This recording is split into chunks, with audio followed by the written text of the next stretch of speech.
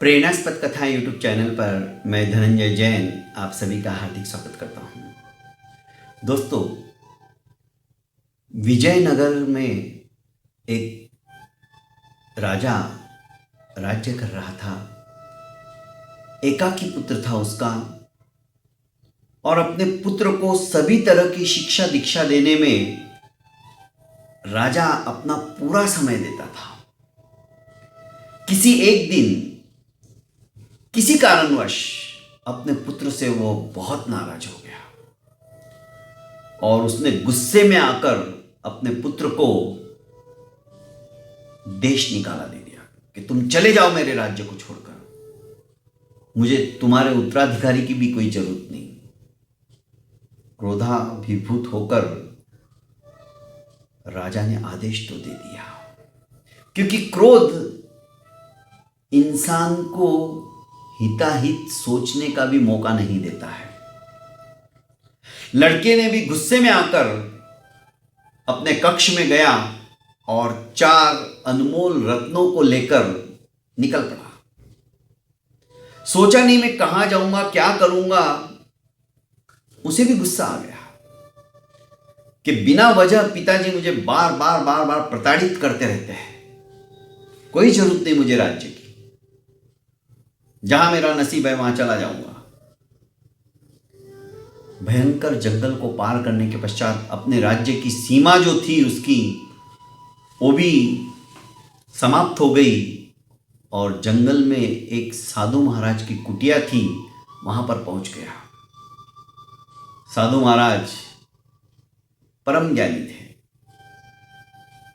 उसने अपनी आप बीती बताकर कहा कि महाराज, मैं मेरे राज्य को छोड़कर, मेरे पिता ने मुझे देश निकाला दे दिया है और मैं भी गुस्से में आकर निकल गया हूं। सोचा कि आपके दर्शन कर लूं और आगे की यात्रा निर्विघ्न रूप से मैं पार करूं।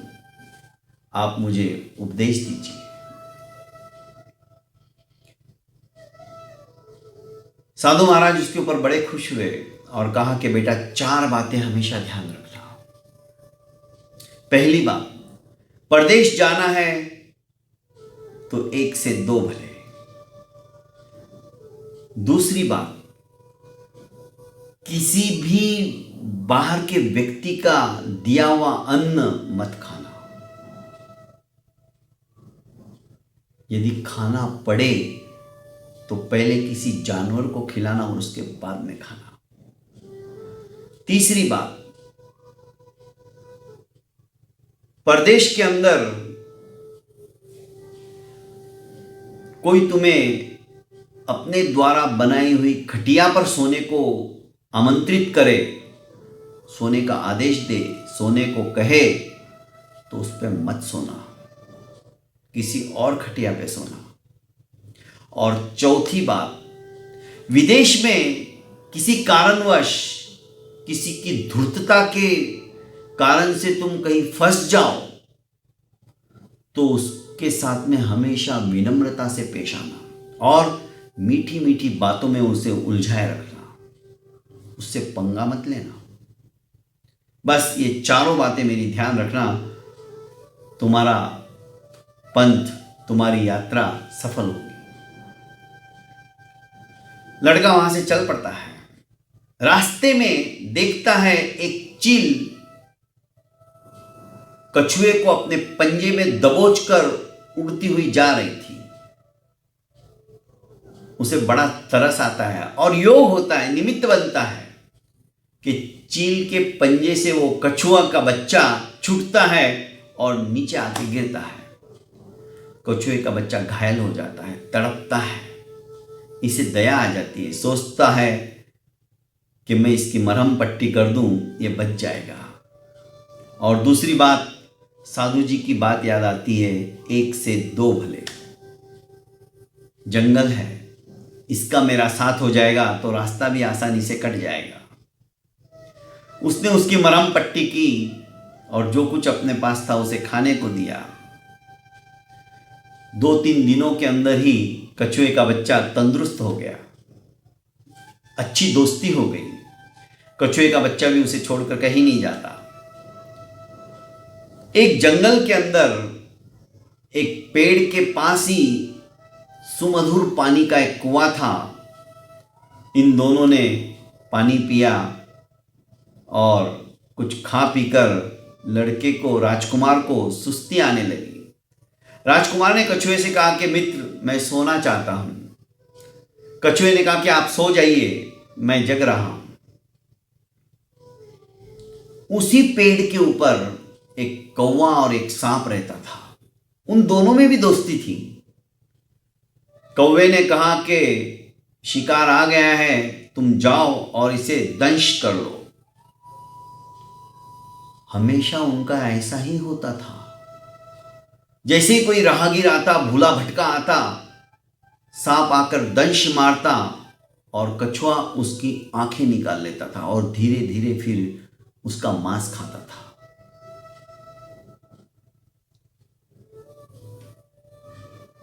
कछुए को इस बात का ज्ञान नहीं था। वो भी कभी अपनी मुंडी बाहर निकालता, कभी अंदर कर लेता। राजकुमार सोया हुआ था। कौवे के कहने से सांप आता है और उस राजकुमार को दंश मार देता है, डस लेता है। अचानक कछुए का ध्यान जाता, अरे इसने तो राजकुमार को, मेरे मित्र को दंश मार दिया, अब तो ये मर जाएगा। और सचमुच में राजकुमार मर जाता है, बेहोश हो जाता है, मरनासन्न हो जाता है, मरने जैसी हालत हो जाती है, क्योंकि जहरीला नाग था। कछुआ कुछ नहीं कर पाता है। जैसे ही कौवा उसकी आंखों को नोचने के लिए आता है, कछुआ झपट कर उसे पकड़ लेता है। कौवा चिल्लाता है, सांप जल्दी आओ। सांप जैसे ही आता है और उस कछुए को फुंकार मारता है अपने जहरीले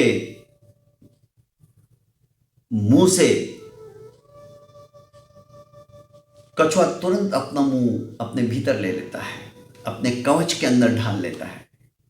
कछुए के अंदर ये ताकत रहती है कि जैसे ही कोई खतरा आता है वो अपने सारे अंगोपांग अपने भीतर खींच लेता है। कई बार कोशिश करता है सांप, पर आखिर थक जाता है। फुंकार मार मार कर बोलता है कि तुम मेरे मित्र को छोड़ दो।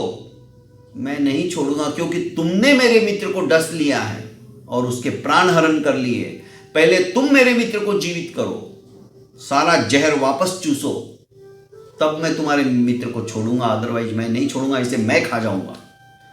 कौवा कहता है कि मित्र कुछ भी करो, मुझे आज बचा लो, नहीं तो ये कछुआ मुझे खा जाएगा।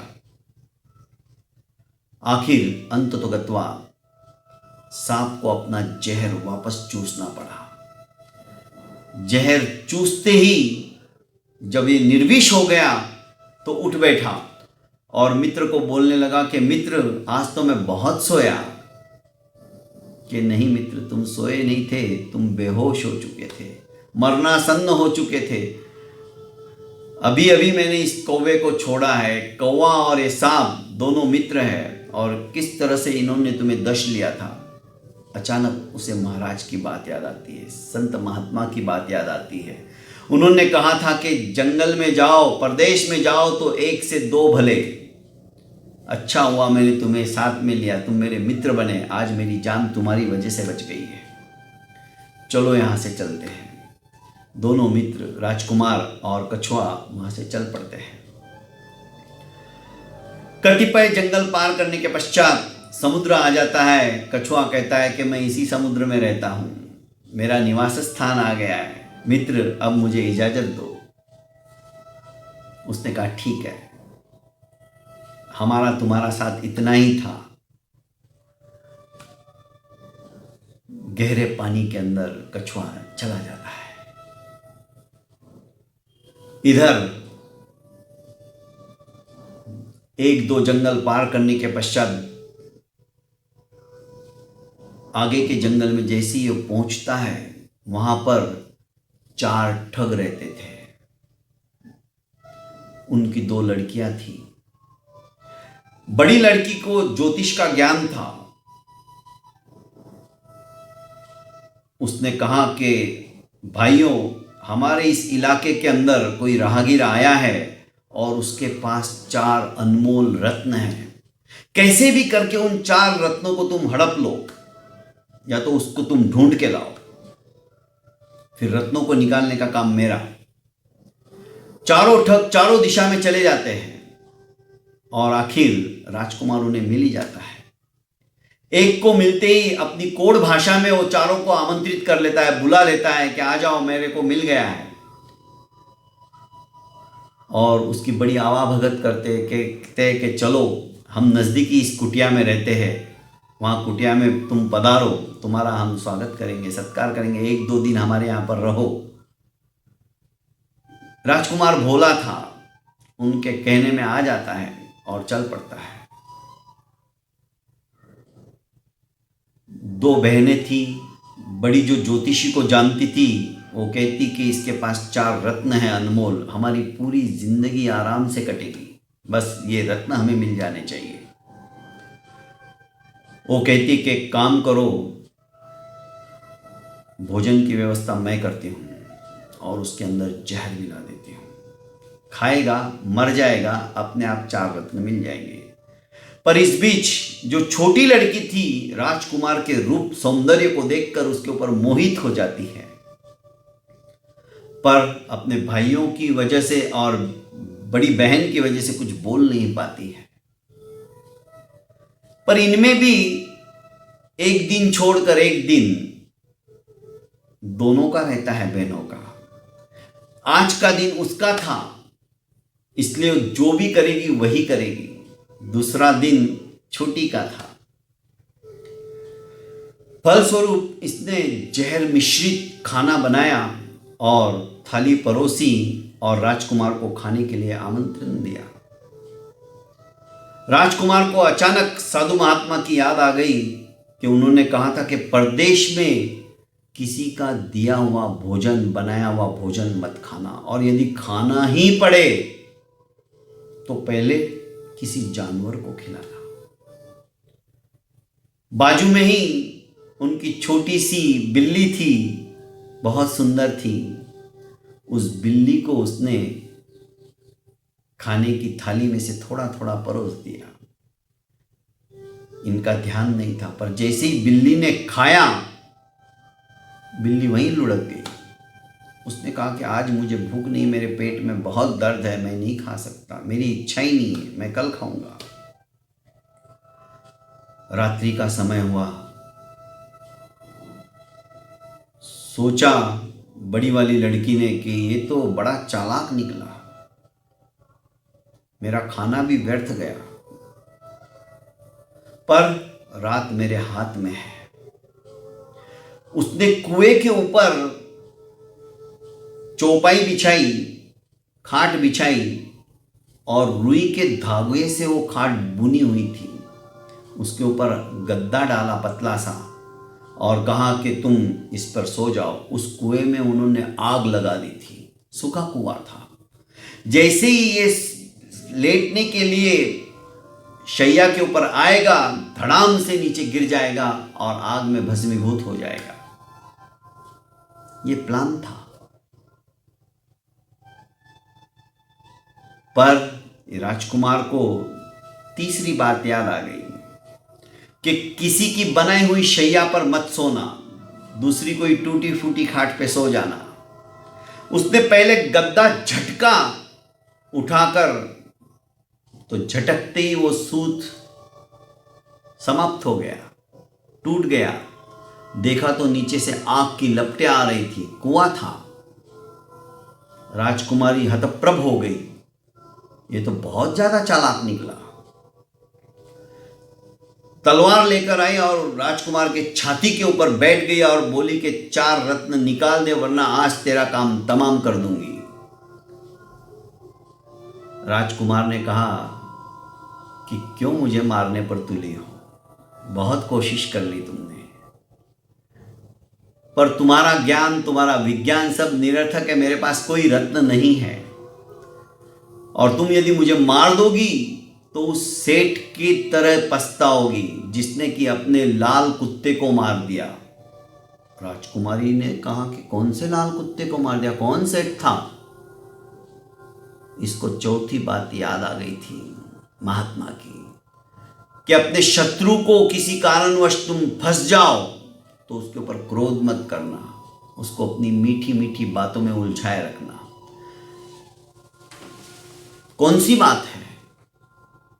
कौन से सेठ ने अपने कुत्ते को मार दिया कि मैं तनिक विश्राम कर लूं फिर तुम्हें बताता हूं, मैं थक गया हूं। हाथ मुंह धोने लगता है। इतने में अपनी बड़ी बहन की आंख बचाकर छोटी बहन आती है कि ये मेरी बहन बड़ी धूर्तनी है, आज की रात अभी एक ही प्रहर बचा हुआ है, कैसे करके निकाल लो, कल मैं तुम्हारे ऊपर मोहित हो चुकी हूं, मैं तुम्हें यहाँ से भागने का रास्ता बताऊंगी, हम यहाँ से भाग जाएंगे और विवाह कर लेंगे। राजकुमार समझ गया ये ठगिनी तो मेरे को मारने पर ही उतारू है। तब उसने हाथ मुंह धोकर फिर से आया तो बड़ी वाली बेटी कहने लगी, बताओ कौन सी कहानी है। कहानी सुनाते सुनाते सूर्योदय हो गया। आखिर ये फंस गई क्योंकि अब छोटी बेटी का दिन था।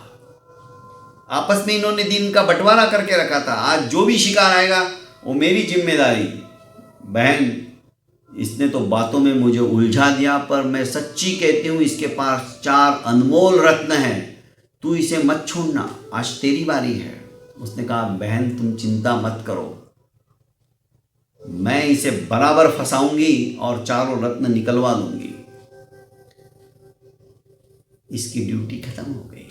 सूर्योदय होते ही छोटी बेटी ने कहा, जो कि उसके ऊपर मोहित हो चुकी थी, कि हे भद्र पुरुष, मैंने ऊंटनी का बंदोबस्त कर लिया है जो कि 1 तास में 100 कोस भागती है।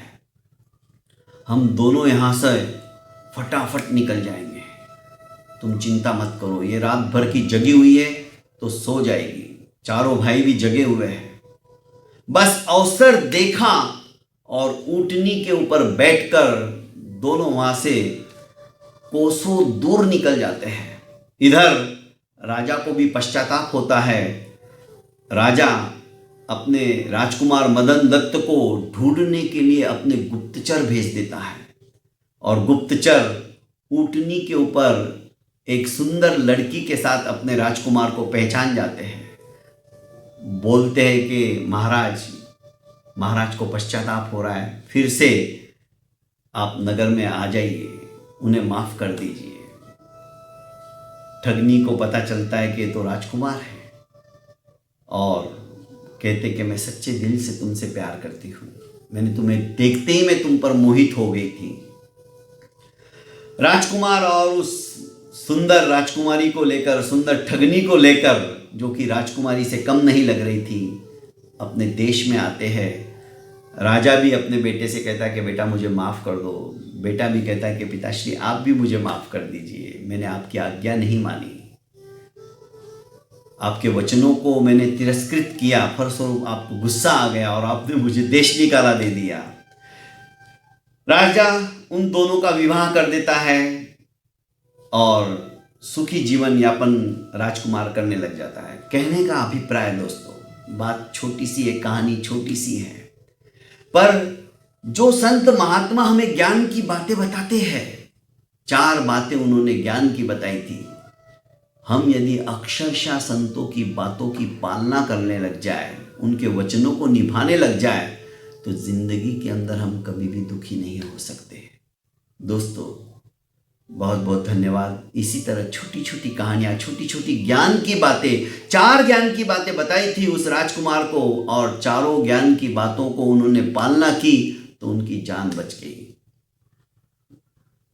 84 लाख जीवा योनि का चक्र हमें यदि तोड़ना है तो संत महात्माओं ने जो हमें ज्ञान की बातें बताई है, उन ज्ञान की बातों को आत्मसात करके हम चलेंगे तो हमारा भी जीवन का निर्माण हो जाएगा। बहुत बहुत धन्यवाद।